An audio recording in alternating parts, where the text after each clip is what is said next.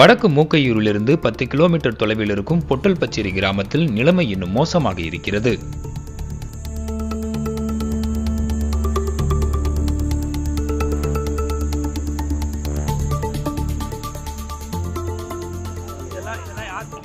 இந்த தண்ணியில நாங்க குடிக்க முடியுமா? இந்த தண்ணியை குடிக்க முடியுமா பாருங்க.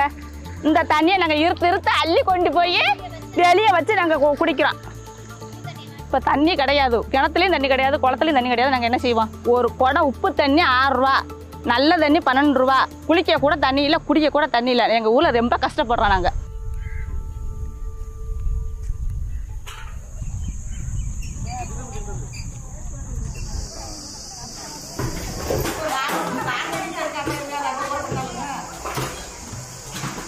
வறண்ட மாவட்டம் என முத்திரை குத்தப்பட்ட ராமநாதபுரத்தின் ஆண்டு சராசரி மழைப்பொழிவு 827 மில்லிமீட்டர்.